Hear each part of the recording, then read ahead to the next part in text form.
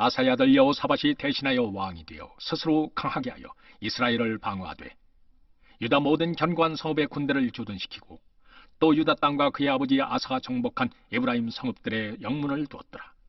여호와께서 여호사밧과 함께 하셨으니 이는 그가 그의 조상 다윗의 처음 길로 행하여 바알들에게 구하지 아니하고 오직 그의 아버지의 하나님께 구하며 그의 계명을 행하고 이스라엘의 행위를 따르지 아니하였습니다. 그러므로 여호와께서 나라를 그의 손에서 견고하게 하심에 유다 무리가 여호사밧에게 예물을 드렸으므로 그가 부귀와 영광을 크게 떨쳤더라. 그가 전심으로 여호와의 길을 걸어 산당들과 아세라 목상들도 유다에서 제거하였더라. 그가 왕위에 있은 지 3년에 그의 방백들 베나일과 오바댜와 스가랴와 느다넬과 미가야를 보내어 유다 여러 성읍에 가서 가르치게 하고 또 그들과 함께 레위 사람 스마이야와 느다냐와 스바디야와 아사헬과 스미라못과 여호나단과 아도니야와 도비야와 도바도니야 등 레위 사람들을 보내고 또 저희와 함께 제사장 엘리사마와 여호람을 보내었더니 그들이 여호와의 율법책을 가지고 유다에서 가르치되 그 모든 유다 성읍들로 두루다니며 백성들을 가르쳤더라. 여호와께서 유다 사방의 모든 나라에 두려움을 주사 여호사밧과 싸우지 못하게 하시매 블레셋 사람들 중에서는 여호사밧에게 예물을 드리며 은으로 조공을 바쳤고 아라비아 사람들도 짐승떼 곧 순양 7,700마리와 순염소 7,700마리를 드렸더라.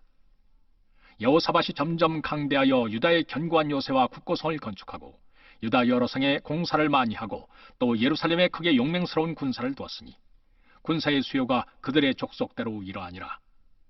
유다에 속한 천부장 중에는 아드나가 으뜸이 되어 큰 용사 30만 명을 거느렸고 그 다음은 지휘관 여호하나니니 28만 명을 거느렸고 그 다음은 시그리의 아들 아마시아니 그는 자기를 여호와께 즐거이 드린 자라 큰 용사 20만 명을 거느렸고 베냐민에 속한 자 중에 큰 용사 엘리아다는 활과 방패를 잡은 자 20만 명을 거느렸고 그 다음은 여호사밧이라 싸움을 준비한 자 18만 명을 거느렸으니 이는 다 왕을 모시는 자요 이 외에 또 온 유다 견고한 성읍들의 왕이 군사를 두었더라.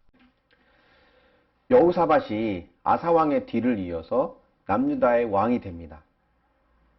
여호사밧은 그의 조상 다윗의 길로 행한 왕이라고 평가를 받는데요.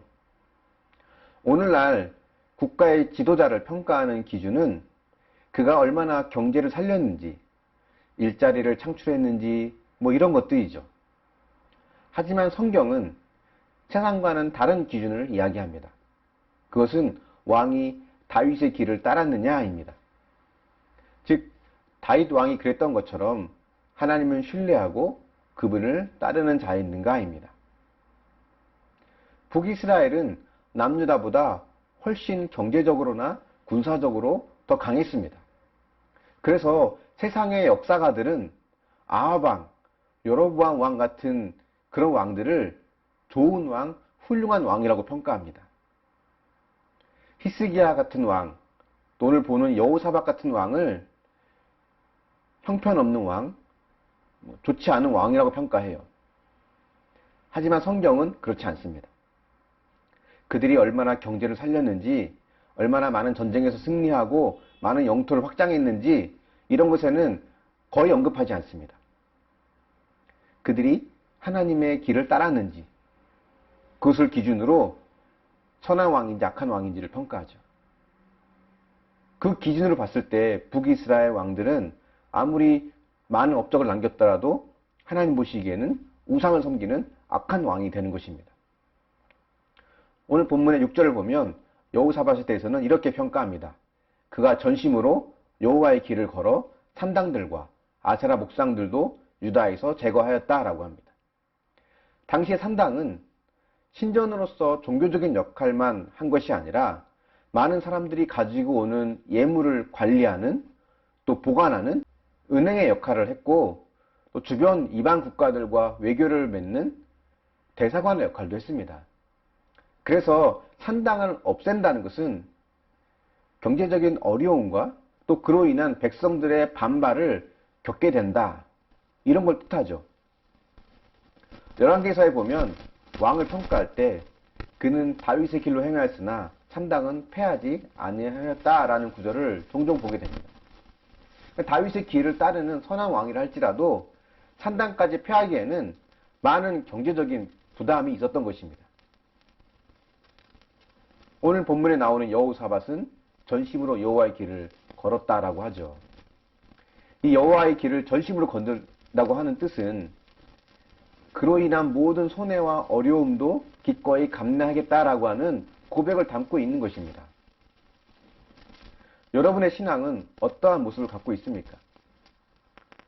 모든 손해와 어려움을 감내하고자 하는 전심으로 여호와의 길을 걷는 모습인가요?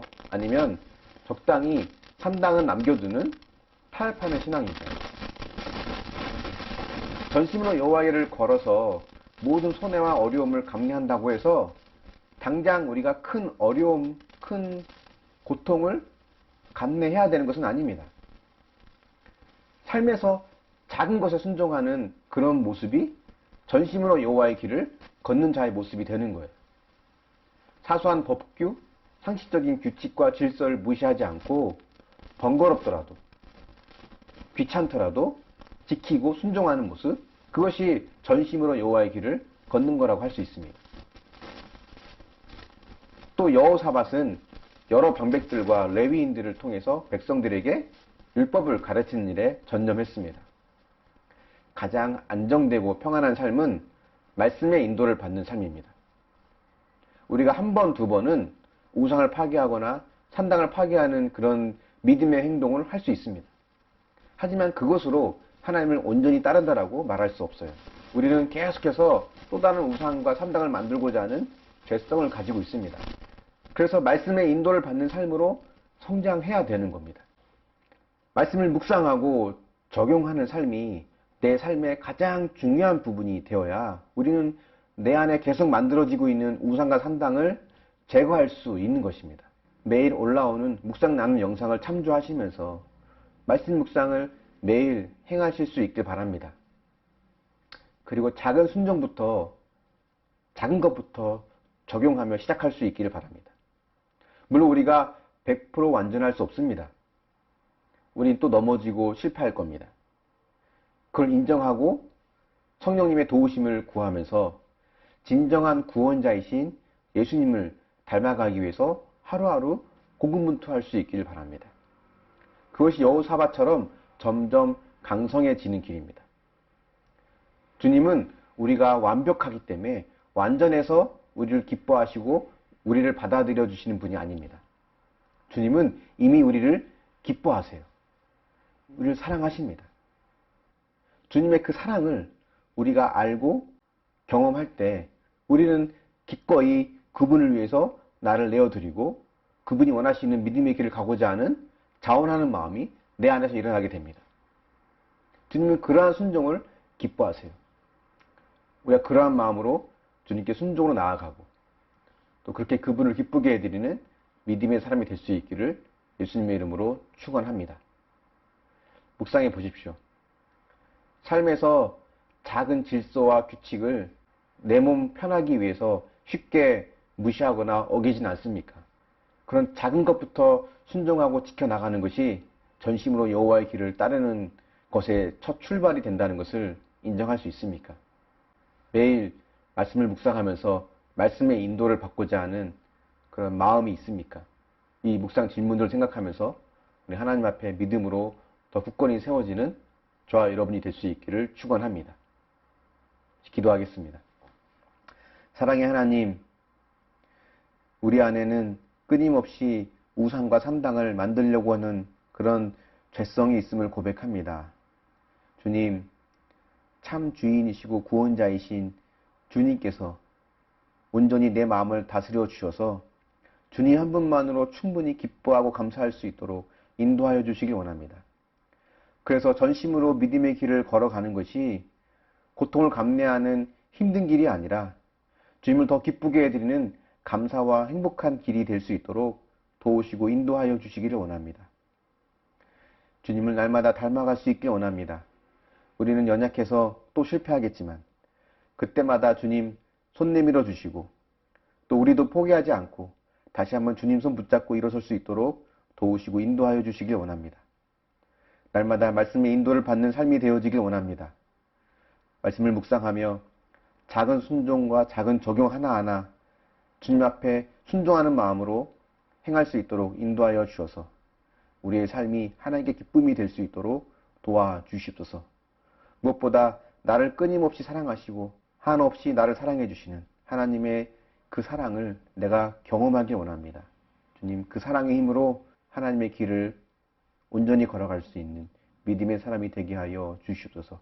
감사드리며 예수님의 이름으로 기도합니다. 아멘.